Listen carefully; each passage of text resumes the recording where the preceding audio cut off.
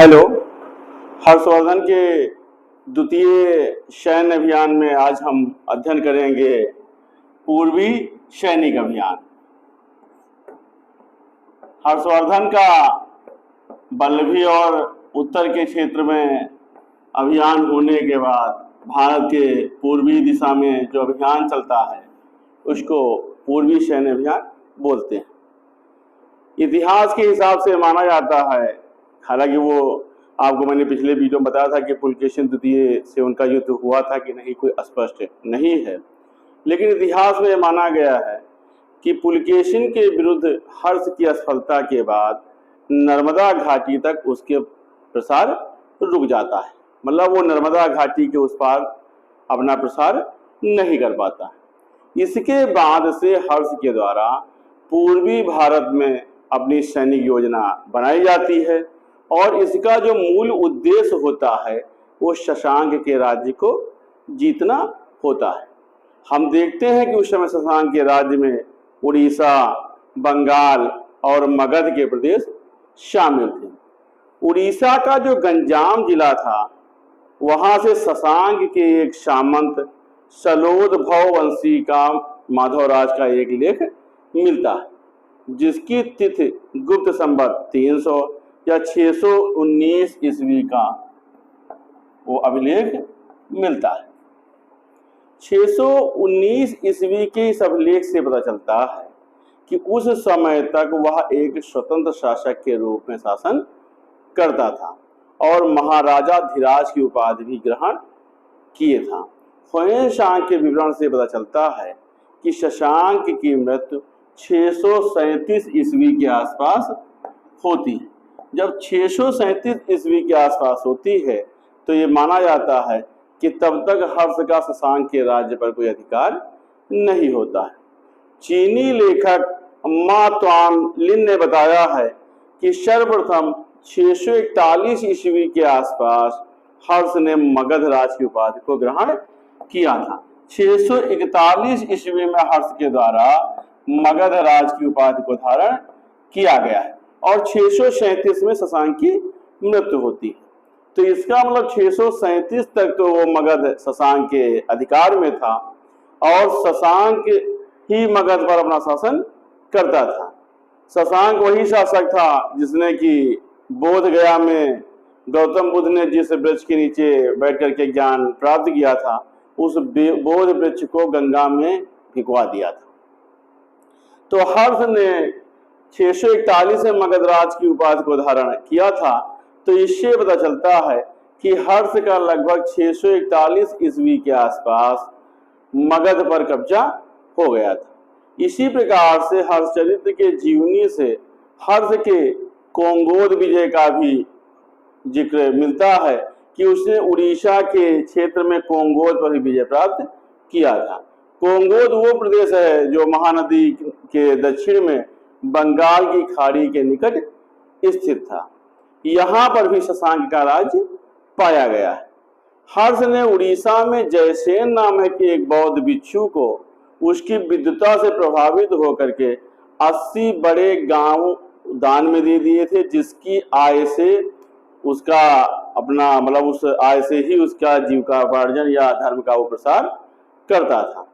तो हर्ष ने 80 बड़े गांव उड़ीसा के उसको दान में दिए थे। तो इसका स्पष्ट ये होता है इससे कि हर्ष के द्वारा उड़ीसा के क्षेत्र में कब्जा किया गया था, अर्थात जो उड़ीसा प्रांत शशांक के अधिकार में था बाद में हर्षवर्धन के कब्जे में आ गया था। ह्वेन-सांग के विवरण से भी पता चलता है कि 643 ईस्वी के आसपास वो कामरूप के शासक जो कि उड़ीसा के ही आसपास का क्षेत्र था भास्कर वर्मा के निमंत्रण पर उसके राज्य को भी गया था। हर्ष ने बंगाल के कंजगल नामक एक स्थान पर सैनिक शिविर डाला था, अर्थात वहां पर सैनिकों के साथ उसने विश्राम किया था। तो इससे पता चलता है कि हर्ष के द्वारा शशांक की मृत्यु के पश्चात उड़ीसा और बंगाल तथा मगध के क्षेत्रों पर कब्जा किया गया था, जबकि शशांक के जीवन काल में हर्ष अपने अभियान में सफल नहीं हुआ था शशांक का जब तक जीवन था तब तक हर्ष बंगाल पर कब्जा नहीं कर पाया था। हर्ष के द्वारा बंगाल या उड़ीसा के क्षेत्र पर जो कब्जा या अधिकार किया गया वो शशांक की मृत्यु के पश्चात ही किया गया था। इसके बाद हम देखते हैं हर्ष का नेपाल से क्या संबंध रहा है। अगर हर्ष और नेपाल राज्य में हम देखते हैं, चूंकि वो भी भारत का पड़ोस का देश था, तो हर्ष चरित्र से पता चलता है कि हर्ष ने हिमालय के कुछ पर्वतीय क्षेत्रों पर भी जो दुर्गम स्थान थे वहां पर भी उसका अधिकार पाया गया है। कुछ लेखकों ने इसके विषय में बताया है कि नेपाल में हर्ष संवत चलता था तो जो उसके आधिपत्य की सूचना देता है, लेकिन नेपाल में हर्ष संवत चलने से ही हम नेपाल को हर्ष के अधीन नहीं मान सकते हैं। हो सकता है कि संवत का जो प्रचलन चला हो वो हर्ष से वहां पर उसकी मित्रता या सांस्कृतिक संपर्क स्थापित होने के कारण ऐसा हुआ हो। तो इस प्रकार से हम देखते हैं कि हर्ष के द्वारा हिमालय पर्वत के क्षेत्र या नेपाल के क्षेत्र में कोई विजय नहीं प्राप्त किया गया था, लेकिन वो अप्रत्यक्ष रूप से हर्ष के संपर्क में राष्ट्र रहा है या हर्ष का उस पर कुछ ना कुछ नियंत्रण रहा है। बाण भट्ट के अनुसार हर्ष ने नेपाल क्षेत्र के शक्तिशाली किसी पहाड़ी राजकुल से की कन्या के साथ अपना विवाह किया था। तो हो सकता है कि हर्ष का नेपाल के साथ वैवाहिक संबंध स्थापित हुआ। इसके बाद कश्मीर की अगर हर्ष के शासन में हम स्थित देखते हैं तो हम देखते हैं कि कश्मीर पर हर्ष का अधिकार पाया जाता है। हर्ष चरित्र के जीवनी से पता चलता है कि जब हर्ष ने ये जाना कि कश्मीर में भगवान बुद्ध का एक दांत रखा है तो वो स्वयं कश्मीर को जाता है और वहां पर दांत के दर्शन और पूजा करने के लिए वो कश्मीर नरेश से आज्ञा मांगता है, लेकिन बौद्ध संघ के बिछुओं द्वारा इसे स्वीकार नहीं किया जाता है। तब कश्मीर राजा द्वारा उसमें मध्यस्थता करके उनको दांत के दर्शन कराए जाते हैं, लेकिन जब गौतम बुद्ध जी के दांत हर्ष के सम्मुख आता है तो उसे देख करके हर्ष भाव विह्वल हो जाता है और बल प्रयोग करके उस दांत को अपने साथ उठा लाता है। लेकिन इस कथन से हम हर्ष के कश्मीर विजय का निष्कर्ष निकालते हैं, ऐसा नहीं है। संभवतः कश्मीर का जो शासक था वो बौद्ध धर्म का अनुयायी था और हर्ष के प्रभाव में वो क्षेत्र रहा हो और हर्ष के द्वारा भी बौद्ध धर्म को अपनाया गया था, तो हो सकता है कि वहां के राजा से उसके अच्छे संपर्क रहे हों। अगर हम हर्ष के समय में ही कामरूप क्षेत्र को देखते हैं कि कामरूप क्षेत्र से उसका क्या संबंध था, तो हमने बताया कि कामरूप का जो शासक था वो भास्कर वर्मन था और भास्कर वर्मन हर्षवर्धन का समकालीन था। जब हर्ष शशांक के विरुद्ध अभियान पर जा रहा था तो भास्कर वर्मन ने हर्षवेग नामक एक दूत को भेज करके हर्ष से मैत्री संबंध स्थापित किए थे और हर्ष के पूरे जीवन काल तक भास्कर वर्मन उसका मित्र और सहायक बना रहा है। हर्ष चरित्र के जीवनी से हम पता करते हैं तो पाते हैं कि एक बार हुएनसांग जब भास्कर वर्मा के दरबार में ठहरा था तो हर्ष ने उसे बुलाने के लिए अपना दूत भेजा था, लेकिन भास्कर वर्मन द्वारा ये कहा गया कि मैं इस दूत को आपको नहीं दूंगा, इसके बदले में मैं अपना सर देने को प्रस्तुत हूं। इस बात से हर्षवर्धन काफी क्रोधित हो जाता है और उसने भास्कर वर्मन से तुरंत उसका सिर भेजने को कहा। इस आदेश से भास्कर वर्मा अत्यंत भयभीत होता है और वो अपने साथ चीनी यात्री हुएनसांग को लेकर के हर्ष के समक्ष उपस्थित होता है। तो इससे ये पता चलता है कि कामरूप का जो शासक भास्कर वर्मन था वो हर्ष की मित्रता के साथ साथ उसकी शक्तियों से भी भयभीत रहता था। फिलहाल हर्ष के कई कार्यक्रम में, चाहे वो प्रयाग का या कन्नौज के समारोह रहे हों, वहां पर भास्कर वर्मन की निरंतर उपस्थिति पाई जाती है। इसके बाद हम देखते हैं हर्ष का दक्षिण भारत से क्या संबंध रहा है। तो हम पाते हैं कि दक्षिण भारत में हर्ष का कोई विशेष अभियान नहीं चला था, लेकिन मयूर के एक श्लोक से और केरल के गद्दे मने से एक लेख प्राप्त हुआ है, जिससे अंदाजा लगाया गया है कि हर्ष ने नर्मदा घाटी में दक्षिण तक अपने सैनिक अभियान को चलाया था और उसने कुंतल, चोल तथा काव्यों के राज्य पर विजय प्राप्त किया था। मयूर के एक श्लोक में हर्ष को कुंतल प्रदेश, चोल और कांची के पल्लवों को पराजित करने का श्रेय दिया गया है, लेकिन इस श्लोक को महत्व नहीं दिया गया है, अर्थात इसे ऐतिहासिक महत्ता प्रदान नहीं किया गया है। ह्वेनसांग के विवरण से पता चलता है कि हर्ष ने कोंगोद क्षेत्र में विजय प्राप्त किया था और कोंगोद से आगे बढ़ करके उसने चोल और कांची राज्य पर भी विजय प्राप्त किया था। लेकिन हर्ष का यह सैनिक अभियान पुलकेशिन द्वितीय की मृत्यु के बाद ही माना गया है, जिससे पता चलता है कि उसके बाद चोल और पल्लव नरेशों ने हर्षवर्धन की अधीनता को स्वीकार कर लिया था।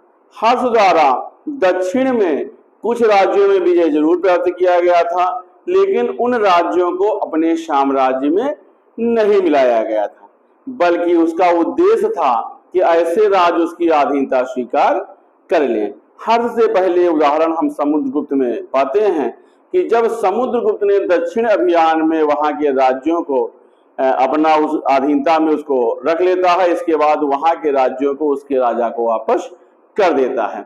तो इसी प्रकार से हर्ष के द्वारा भी दक्षिण के राज्य में विजय करने के पश्चात वहां के राज्य को वहां के राजाओं को वापस कर दिया गया होगा और नाम मात्र के अपने अधीन रखा गया होगा।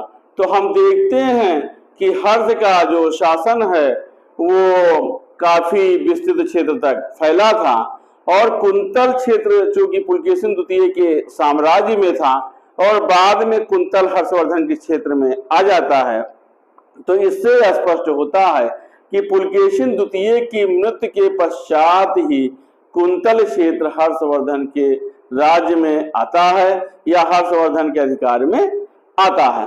तो इस प्रकार से हम देखते हैं तो हर्षवर्धन का राज्य उत्तर भारत में काफी क्षेत्र तक फैला था और दक्षिण के भी कुछ राज्य उसके अधीनता या उसकी अधीनता को स्वीकार करते थे।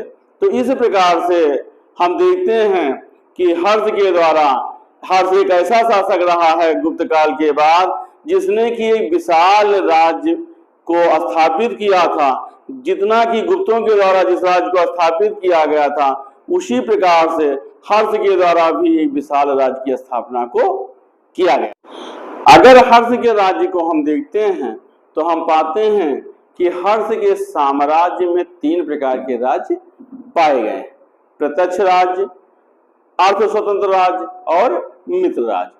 प्रत्यक्ष राज्य ऐसे थे, इसमें हम उन राज्यों को रख सकते हैं जिनकी राजनीतिक स्थिति का ह्वेनसांग द्वारा कोई उल्लेख नहीं किया गया है।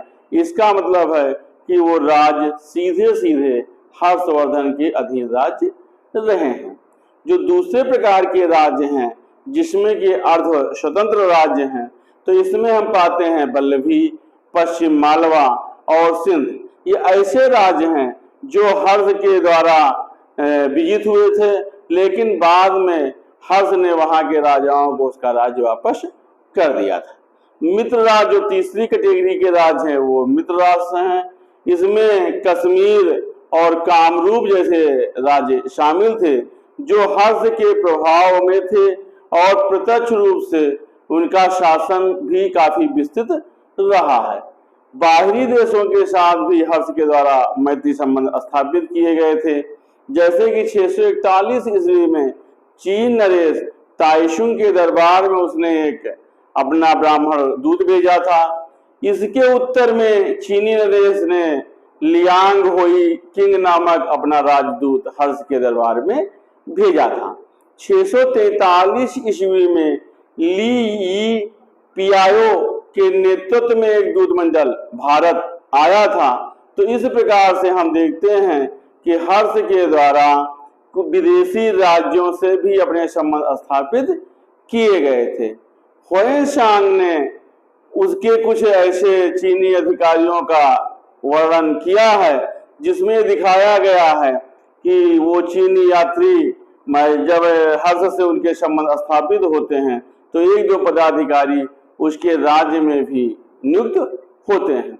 इस प्रकार से हम देखते हैं तो हर्ष द्वारा काफी बौद्ध यात्राओं को किया गया था और 647 ईस्वी में वो स्वदेश को वापस आ गया था। हर्ष ने संभवतः 647 ईस्वी तक राज्य किया था। चूंकि वर्धन वंश के इतिहास में हर्ष के बाद कोई उसका दूसरा उत्तराधिकारी नहीं मिलता है और उसकी मृत्यु के पश्चात उत्तर भारत में पुनः अराजकता की स्थिति होती है और कन्नौज राज्य पर एक व्यक्ति जिसका नाम अर्जुन होता है उसके द्वारा अधिकार कर लिया जाता है। तो ये हर्षवर्धन का जो एक सैनिक जीवन था या राजसी जीवन था या जो जीवन था उसका हमने आज अध्ययन किया है। अगले चैप्टर में या अगले क्लास में हम हर्षकालीन संस्कृत का अध्ययन करेंगे।